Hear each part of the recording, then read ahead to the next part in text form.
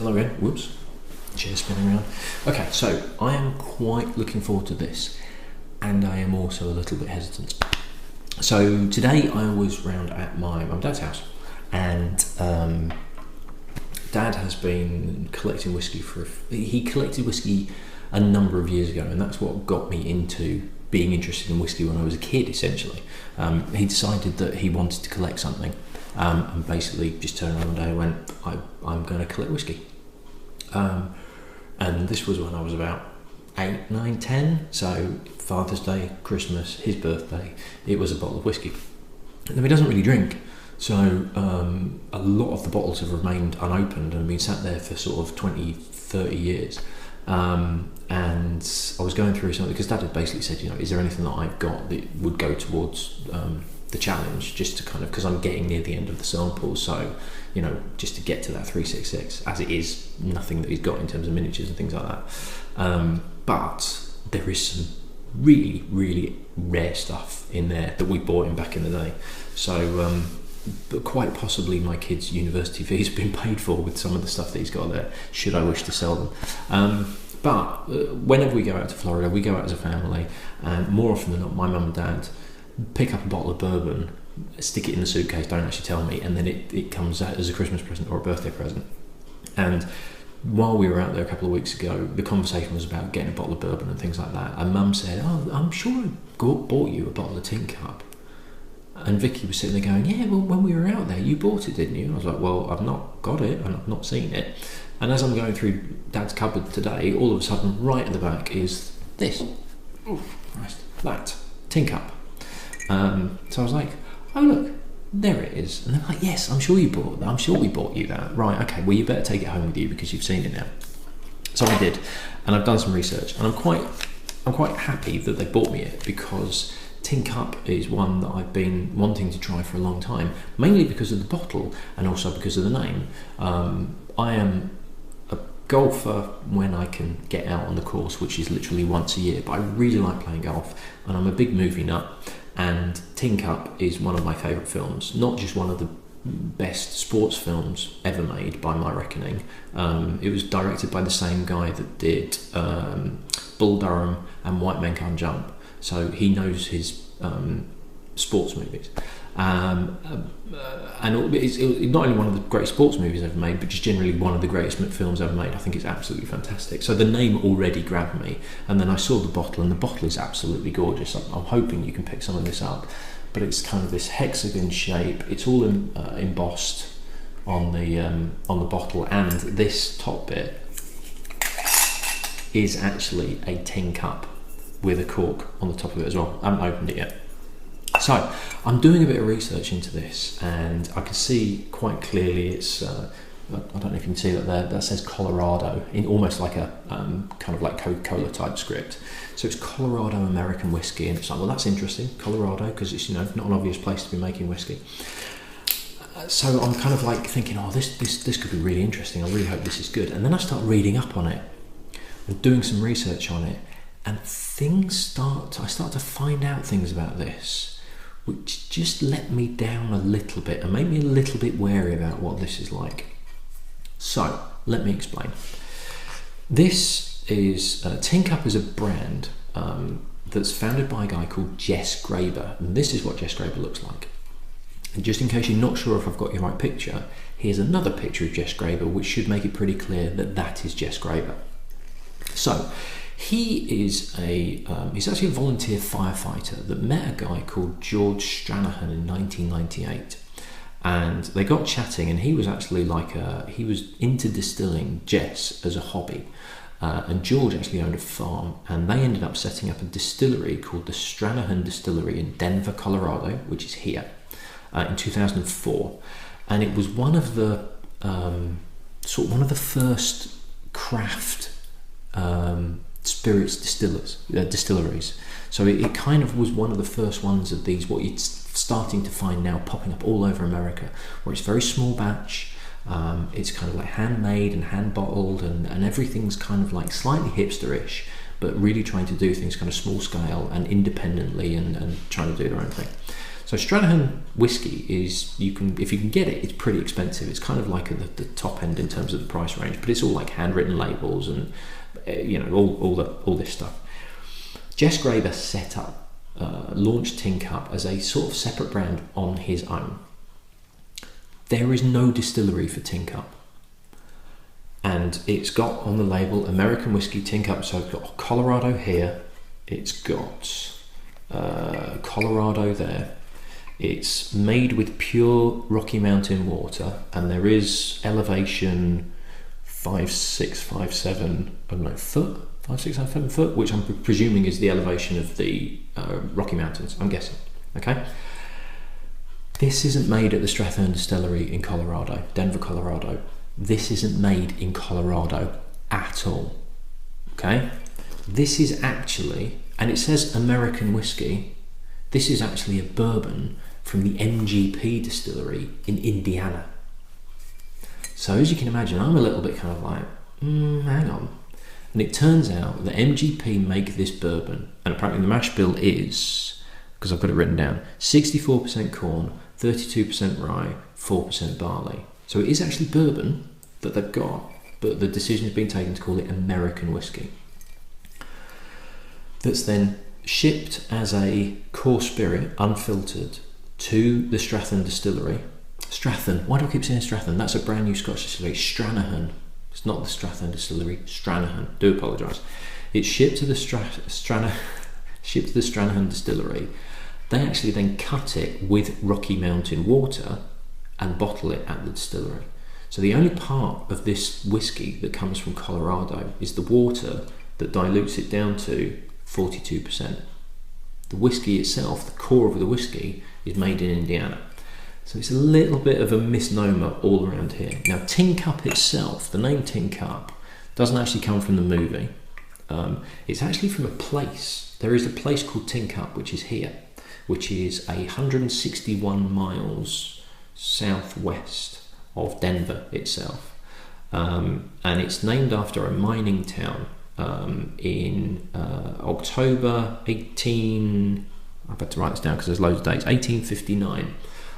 There was a gold prospector that was camping out and found gold in a valley, and he carried the gold back in one of the tin cups that the miners tended to use themselves for drinking. They used to have these bigger versions of this, obviously, kind of hanging off their belt, and that's what they used to drink water. So he actually carried the gold back to where he was staying, and he called this place Tin Cup Gulch. Now, because gold was found, it became more of a town, and it ended up being a place called Virginia City, and that was named in 1879.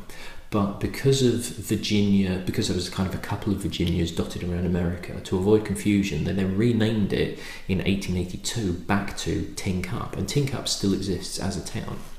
So that's what Tin Cup's named after.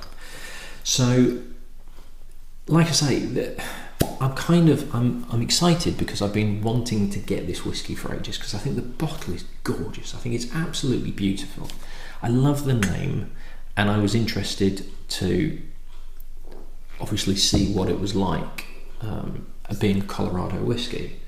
But doing the research on this, I'm now becoming a little bit, disillusioned is the wrong word, but just disappointed that, there's 75% of this bottle, strictly speaking, is a lie, because it's not Colorado whiskey.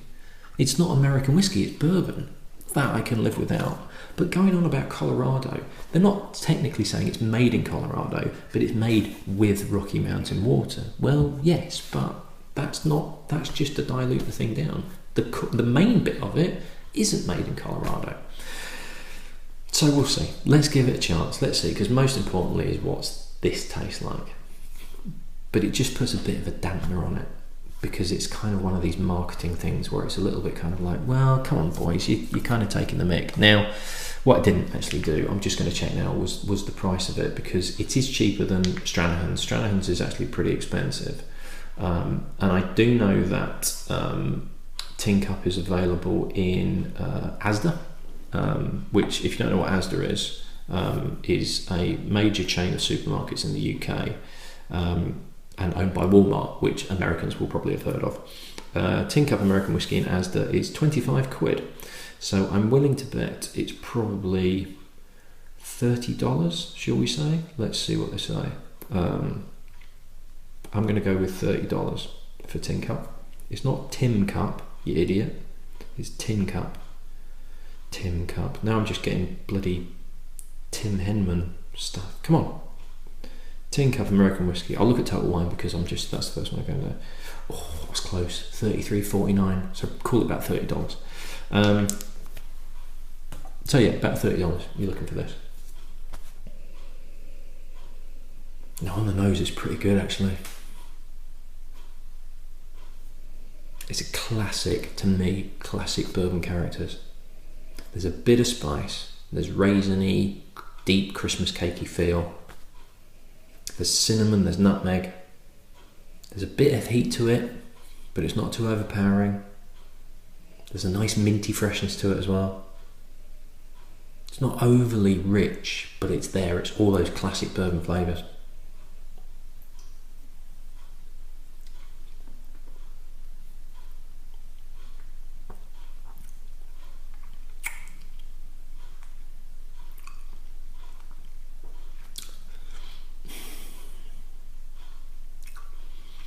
Those classic bourbon flavours are there.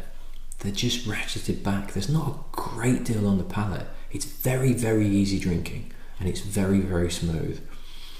But there's just not a lot of character to it. It's a little bit soulless. It's pleasant.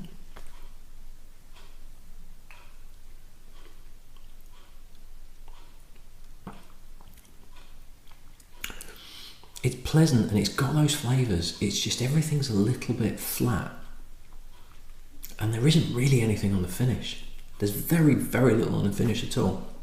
It's got that fruitiness. It's got that Christmas cakey feel. It's got that soft spice. It's got a little bit of heat.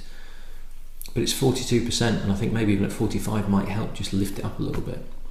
But it's all in the background. It's not here. It's kind of behind me there somewhere, just hovering, going, ooh, I'm over here.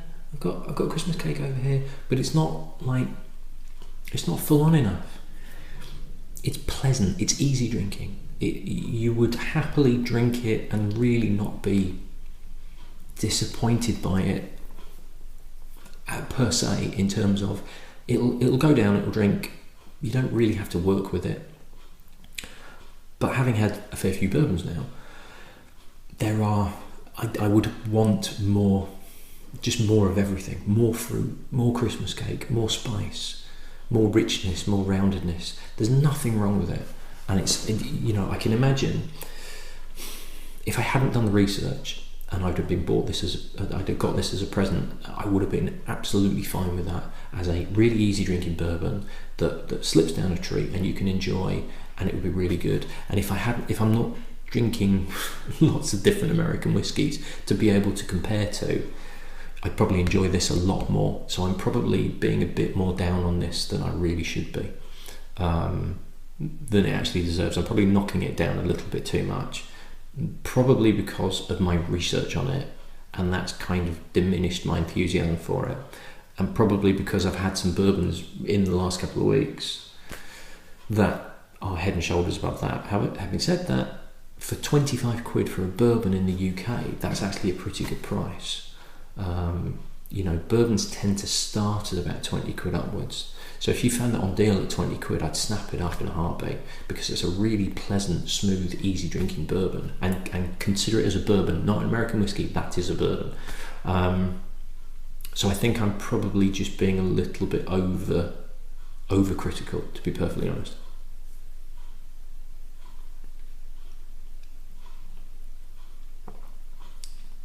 It's very, very smooth. And like I say, it's got distant elements of what I would look for in a bourbon. In a good bourbon, everything just needs to be the volume needs to be turned up on all the speakers, just to kind of get a bit more going in my head. But to be honest, I'll get through that. I'll drink it happily. There's a few of them. I've got a bottle of Bullet. I've had a bottle of Bullet open for a long time because it's just a bit of a chore to drink it. Angel's Envy, I would get through quickly if I allowed myself to get through quickly. Tin Cup, I would get through that bottle relatively quickly if I wasn't going through this challenge, because it's got everything I would want in a whiskey, not too overpowering, would be a really nice sort of shot before I go to bed, just to chill out and relax. So there is nothing wrong with it. Really, there is nothing wrong with the whiskey itself. I have a bit of an issue with what it says on the bottle, but that's a different matter entirely, and that might be influencing my feelings on this at the moment.